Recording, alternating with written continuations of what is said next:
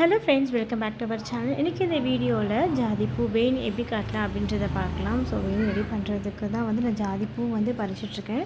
இந்த செடி வந்து எங்கள் வீட்லேயே இருக்குங்க.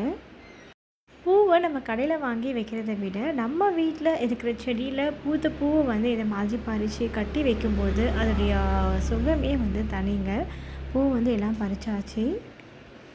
பூ வந்து நிறைய பூக்குங்க. இப்போ சீசன் வந்து கொஞ்சம் கம்மியாகிடுச்சு, அதனால் வந்து கம்மியாக தான் வந்து பூத்திருந்தது.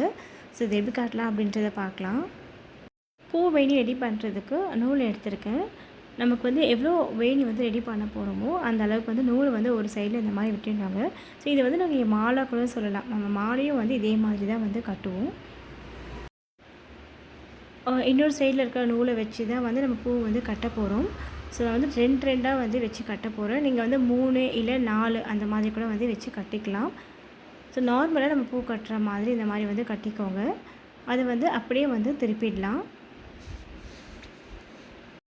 அதே மாதிரி 2 பூ வந்து எடுத்து வைக்கிறேன்.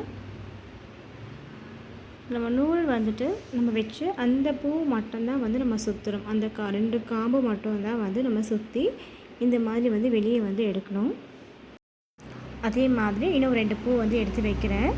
ஸோ இந்த பூ வைக்கிறது பார்த்திங்கன்னா அந்த 2 பூவுக்கு பக்கத்தில் இந்த மாதிரி வந்து நம்ம வைக்கணும். ஸோ அந்த மாதிரி வச்சு கட்டும்போது தான் உங்களுக்கு அந்த வேணி வந்து ரவுண்டாக அழகாக வந்து வரும்.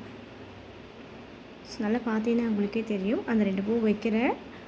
அந்த பூ மட்டும்தான் நம்ம வைக்கிற அந்த 2 பூ மட்டும்தான், அந்த காம்பு மட்டும்தான் நம்ம சுற்றி வெளியே இந்த மாதிரி வந்து எடுக்கணும்.